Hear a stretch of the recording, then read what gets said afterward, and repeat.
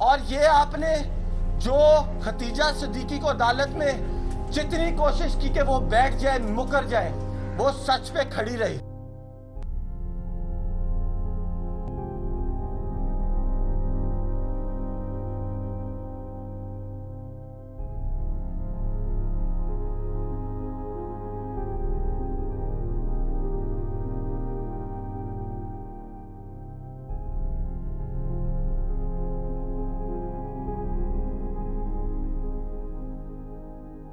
My name is Barrister Salman Safdar and I am primarily a criminal practitioner. Exclusively हम criminal law में criminal prosecutions भी करते हैं और criminal defense work भी करते हैं। हम investigation की stage पर हम लोग associated नहीं थे। My law firm which is Chamber of Barrister Salman Safdar, हमारी association खतीजा सिद्दीकी के केस में from the framing of the charge, यानी कि जिस दिन से फॉर्मली केस का बाकायदा आगाज़ हुआ मैजिस्ट्रेट कोर्ट में, हम उस दिन से इस केस से एसोसिएटेड हैं।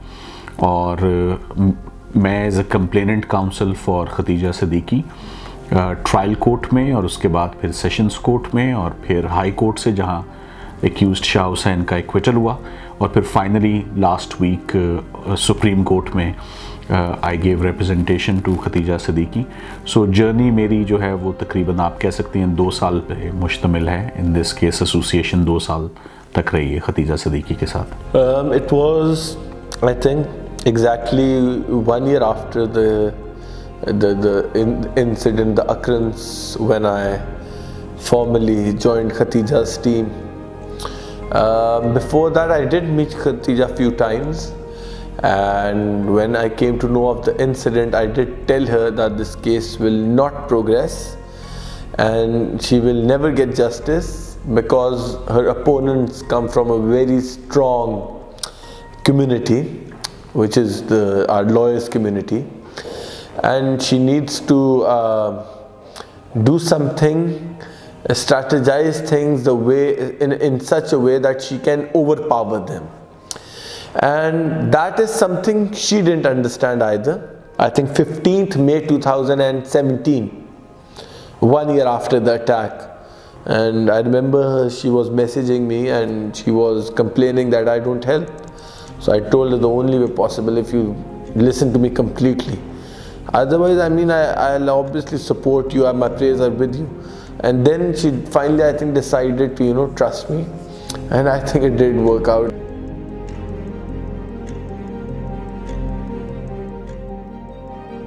इन्वेस्टिगेशन की जहाँ तक बात है, पाकिस्तान में क्रिमिनल जस्टिस सिस्टम को तो ओवरऑल रिफॉर्म की ज़रूरत है ही, इस पे तो कोई दो राय है नहीं, इस पे आजकल काम भी हो रहा है।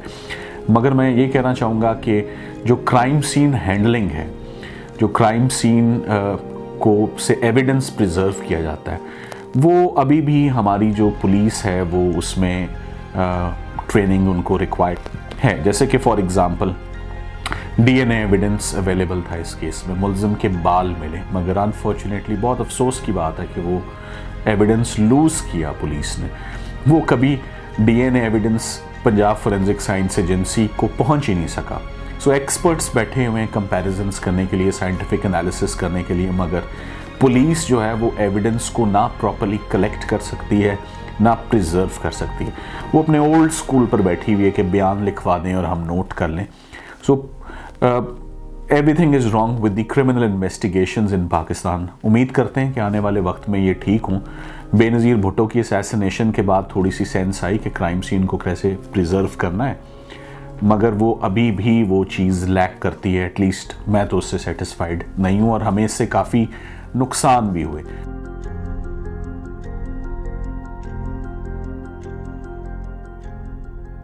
इसमें 3 गवाह थे, एक ड्राइवर है और एक बच्ची है 6 साल की और खतीजा सिद्दीकी खुद है। अमूमन ट्रेंड ये देखा गया है कि क्रिमिनल ट्रायल्स में तमाम गवाहों को सामने नहीं लाया जाता, मगर एक यूनिक केस है इन अ सेंस कि 3 लोग मौजूद थे मौके पे और प्रोसिक्यूशन ने किसी को भी पीछे नहीं रोका। तीनों के तीनों गवाहों को अदालत में पेश किया गया ताकि उनके ऊपर जरा की जा सके, क्रॉस एग्जामिनेशन किया जा सके और उनकी सच्चाई, जैसे हम उसकी ट्रुथफुलनेस या वेरासिटी कहते हैं, वो एसेटेन की जा सकें। सबसे जो एक्स्ट्राऑर्डिनरी और यूनिक पॉइंट है वो ये कि एक independent unrelated who is not associated, जिसका खतीजा सिद्दीकी से कोई खून का रिश्ता नहीं है या मुलजिम से कोई दुश्मनी नहीं है, वो मुद्दई बनता है इस केस का। नंबर 1। नंबर 2, बहुत रेयरली देखा गया कि कोई बच्चा शहादत देने के लिए कोर्ट में आए। तो Sophia Siddiqui who was an injured witness, she came forward 6 years old और उसने कोर्ट में बड़ी इंटेलिजिबल टेस्टिमनी दी और उसने इनोसेंट एक उसका बयान था और कोर्ट ने यही देखना होता है कि वो कोचिंग ना हुई हो, ट्यूटरिंग ना हुई हो, जो कि नहीं हुई थी उस बच्ची को। तो दोनों अदालतों ने, जैसे ट्रायल कोर्ट और सेशन कोर्ट मैं कहूँगा, उन्होंने इंडिपेंडेंट गवाह पे और उन्होंने बच्ची की शहादत पे बहुत ज़्यादा वज़न दिया और इन्हिसार किया मुलज़िम शाह हुसैन को कन्विक्ट करते हुए।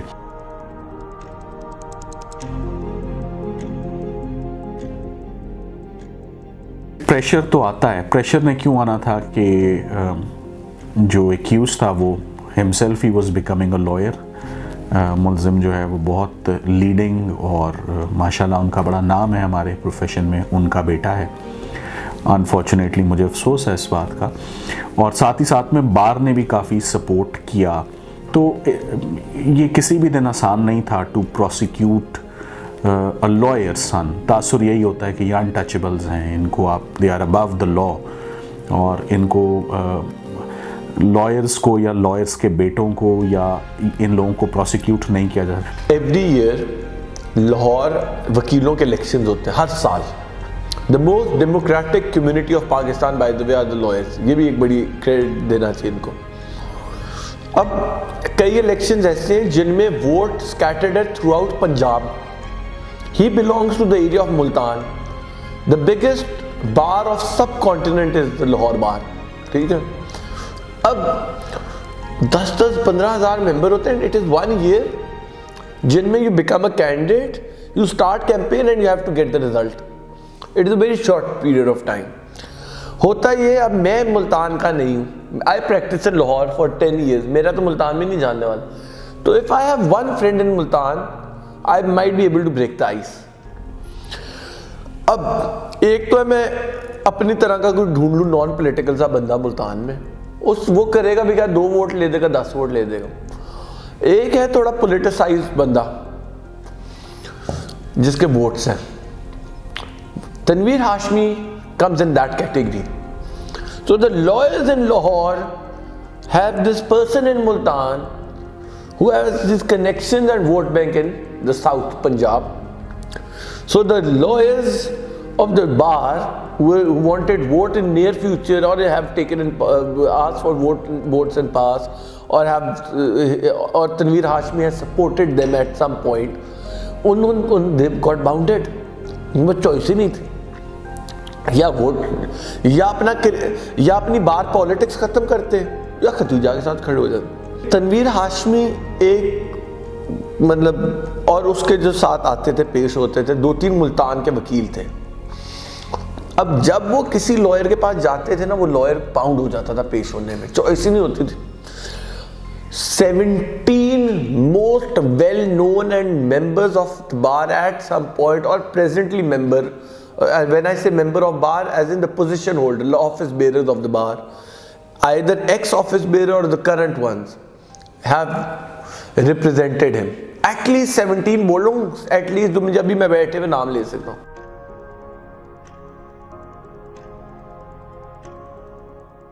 फिर क्या हुआ, आई थॉट कि मैं इनको कन्विंस करता हूँ बार वालों को कि Khadija is not wrong and let's stand by Khadija. अब जब मैं इनके पास गया तो इनके तो रिएक्ट कर गए। उन्होंने कहा ये काम बच्चा आ गया। मैंने एक एप्लीकेशन दे दी ना कि मैंने कंडेम कर दिया बार के प्रेसिडेंट को। आई नेवर रियलाइज वो बड़ी सीरियस चीज़ थी। तो उन्होंने बड़ा थ्रेटनिंग तरीके से कहा, मुझे जानते थे वैसे पुरानी हिस्ट्री की वजह से, पहले भी एक्टिविज्म करता था, तो मुझे कहते बात सुनो, चुप करके यहाँ से निकल जाओ। उनकी टोन ऐसी थी, मेरी ज़िंदगी में उन्होंने ऐसी बात नहीं की थी। मैं समझ गया, मैंने कहा ये तो दे डोंट, मतलब उन्होंने कहा मतलब बात भी नहीं होनी ना। मैं फिर एक और, अब डिफरेंट बात है। वन इज डिस्ट्रिक्ट लेवल पे Lahore, then there is Lahore high court which is like middle one, and then there is supreme court, then there is a statutory bar की organization which is called Punjab Bar Council, District Bar Council and the Pakistan Bar Council. That is statutory, and then there is this one which lawyers do it खुद ही. अब दो different हैं, दोनों बड़ी powerful हैं, and दोनों के ना लॉयर्स की जो हेड्स और सारे ग्रुपिंग है ना, दे आर इंटरलिंक्ड. ये नहीं है कि वो अलग हैं ये अलग हैं. मैंने आपको सिर्फ बताया कि कितनी टाइप्स हैं. अब हमने सोचा वो जो लाहौर बार एसोसिएशन जो है ना, उधर तो मैं हो गया, हाई कोर्ट बार और लाहौर बार. मैंने सोचा अब जाता हूँ बार काउंसिल की तरफ. एक बार एसोसिएशन, एक बार काउंसिल. बार काउंसिल के पाकिस्तान बार काउंसिल के पास चला गया मैं. उनके मैंने उससे बात की तो वो तो थ्रेटनिंग, वो कहते हैं मैं किडनैप करा लूँगा खतीजा को. मैंने कहा क्या कह रहे हैं? कहते उसको पंजाबी में थ्रेटनिंग, कहता उसे रोक दो, मैं ये कर दूंगा, उसकी ज़िंदगी ख़त्म कर दूंगा और उसको किडनैप का मुकदमा बनवा के उसके ख़िलाफ़ किडनैप का मुकदमा बनवा के उसको उठवा लूँगा. ये कौन साहब थे? ये आफ्ताब बाजवा है, सुप्रीम कोर्ट बार का तब सेक्रेटरी था. लाइक सेकंड बिगेस्ट पोजीशन होती, प्रेसिडेंट एंड द सेक्रेटरी. लेकिन उस टाइम का प्रेसिडेंट बड़ा शरीफ आदमी था. उसने मुझे अपने मुंह से कहा कि इसमें मैं कुछ भी नहीं करूँगा, आई विल बी न्यूट्रल. उन्होंने बहुत पॉजिटिव रोल प्ले किया. रिजवी साहब थे कराची के. कराची में ना बाहर वालों जो वहाँ के मेंबर थे, they were very positive. It was the people around in Punjab and naturally जिनके स्टेक्स इधर थे. तो हाँ, तो bar is very powerful. Till this date bar के मेंबर के खिलाफ केस चला दे कोई, मेरे खिलाफ पुलिस वाला केस चला दे, इट इज़ वेरी डिफिकल्ट. कोई बहुत तकड़ा केस बने तब चलता है. नकली केस तो हम पे, नकली केस वकील पे बनने का मतलब है दुनिया का सबसे बड़ा गुनाह कर दिया. तो वकीलों को ने अगर तो अपनी इस पोजीशन को सही तरह यूज करें, दे कैन डू वंडर्स. अगर नहीं करेंगे तो फिर वही होगा जो खतीजा केस में कर रहे थे.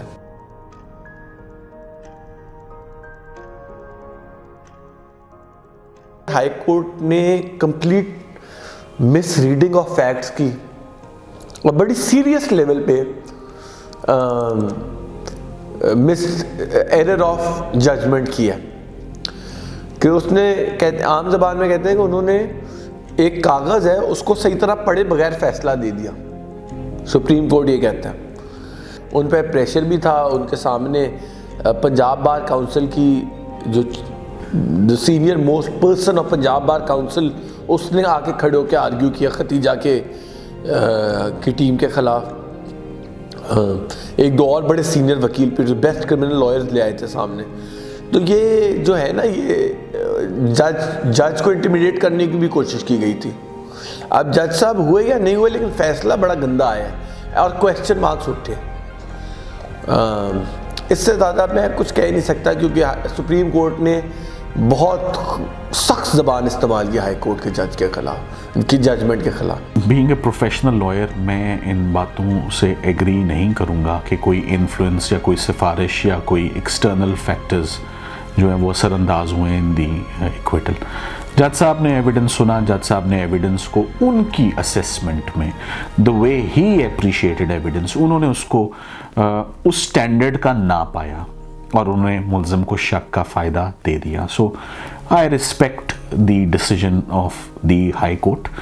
मेरा राइट था कि मैं अपील करता. मैंने अपील दायर की और हमें लीव ग्रांट हुई और हमने एक फोरम मौजूद है. अदालतों से दुरुस्त फैसले भी हो जाते हैं और गलत फैसले भी हो जाते हैं. And this is exactly Y appellate court exist. So high court के ऊपर सुप्रीम कोर्ट थी. मैं ऑप्टिमिस्टिक था, मैं पॉजिटिव था. कुछ ऐसी शॉकिंग बातें थी जो कि हाई कोर्ट ने अपने फैसले में की नहीं. मिसाल के तौर पे हाई कोर्ट ने अपने फैसले में बच्ची की शहादत का जिक्र ही नहीं किया. This was shocking, Indeed very unfortunate and shocking. कि एक स्टार विटनेस है, उसकी 3 खसूसियतें थी उस गवाह की. 1, वो मौके पे मौजूद थी. नंबर 2, वो बच्ची थी. और नंबर 3, वो ज़ख्मी थी. So injured witness and a child witness was not discussed at all in the high court. जो अप्रेजल की वो मिस रीडिंग और नॉन रीडिंग ऑफ एविडेंस पर वो मबनी थी. सुप्रीम कोर्ट की ऑब्जर्वेशन जो है वो बड़ी ज़बरदस्त है कि हाई कोर्ट एपेलेट ज्यूरिस्डिक्शन में इस केस को नहीं सुन रहा था. ये रिवीजन की ज्यूरिस्डिक्शन थी और उसका स्कोप नैरो है. तो उन्होंने सिर्फ करेक्टनेस को या इम्प्रॉप्रैरिटी को देखना था और उससे बियॉन्ड ट्रेवल नहीं करना था। हाई कोर्ट ने जो मेरा ओपिनियन है, हाई कोर्ट ने इसको समैरली केस को डिसाइड किया अनफॉर्चुनेटली। और जब आप इसको रिकॉर्ड खोलते हैं तो एक तो सारे एविडेंस को अगर एग्जामिन कर ही लिया तो उसको दुरुस्त तरीके से एप्रिशिएट ना कर सके। सुओमोटो केस इसमें हुआ और जब सुओमोटो हुआ तो उस पर काफ़ी ऑब्जेक्शंस रेज हुए बार में कि इस अपील को अपने टाइम पर सुने जाना चाहिए और चीफ जस्टिस साहब को इंटरफियर नहीं करना चाहिए।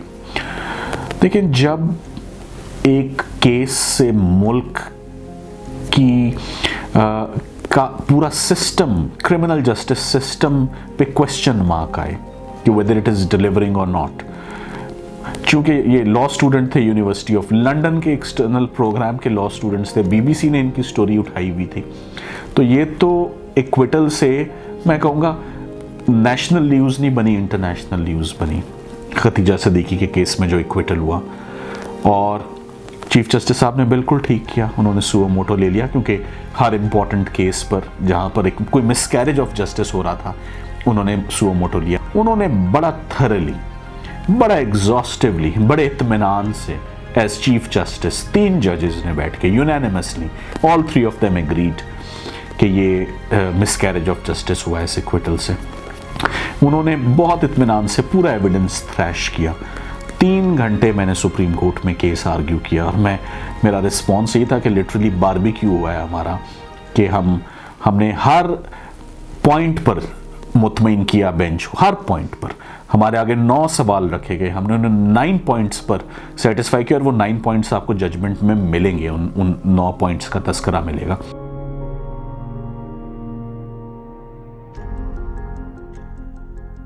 ख़वातीन को इंसाफ, मेरे लिए ये पहला केस था जहां मैंने इतना क्लोजली जो है वो एक केस को मैं लेकर चला हूं, और अपने केसेस में जो कंडीशंस हैं उनको ये पता होना चाहिए कि कंडीशंस फेवरेबल नहीं होंगी for them to prosecute, hostile conditions होंगी टू प्रोसिक्यूट, स्कैंडलस क्वेश्चंस पूछे जाएंगे, आपको ऑब्जेक्शनेबल सवाल आपको किए जाएंगे, कोशिश की जाएगी कि आपसे ऐसे सवाल पूछे जाएं कि आप सामने आए ना। उसका जब क्रॉस एग्जामिनेशन हो रहा था 50 आदमी था और बीच में एक लड़की थी, हमने 3 लड़कियां खड़ी की, उसके इर्द गिर्द थे, नो वन, मतलब उस बेचारी को कोई फिजिकली टच ना करे, हरास ना हो जाए बेचारी, इस तरह का माहौल था court. And she stood there for 5 hours, cross examine होती थी, 2 दिन हुई। मेरा ख्याल था शायद उधर गिव अप कर जाए, इतनी इंटेंस थी कि बंदी, मैं only she could do it, मैं भी ना करता। मैं ये समझता हूँ कि खतीजा सिद्दीकी का केस तो एक एक्स्ट्राऑर्डिनरी केस था, जिसको 2 साल में, मैं कहूँगा she is very lucky girl, जिसको she is lucky in 2 senses. One, she is miraculously she has survived, कोई कसर नहीं छोड़ी गई थी उसको मारने के लिए, मगर वो ज़िंदा रही। और नंबर 2 कि वो 2 साल के, मैं कहूँगा शॉर्ट अरसे में उसने 4 अदालतों से जो भी इंसाफ था वो सीख किया, और जो भी वो अदालतें समझती थी उन्होंने इंसाफ किया। हर कोई इतना लकी नहीं होता। चाहे जितना ये कहना आदमी औरत, ये चीज़ इंसान में आती है, this has nothing to with the gender, वो उसमें थी, वो कर गई। उसको लोगों ने कहा लड़कियों ना करो, उसने उस चीज़ को भी ओवरकम कर लिया। खतीजा में कोई खौफ नहीं था, वो ना डर खातून थी ना डर लड़की थी। इसका क्रेडिट जाता है खतीजा को इस केस की विन का। आज पूरी हमारी अवाम, सारे हमारी ख़वातीन, हर औरत की फतह है, आज हर एक के लिए जो है एक मिसाल कायम हुई है कि आवाज़ उठाने से हक और सच की जंग में आपकी जीत होएगी।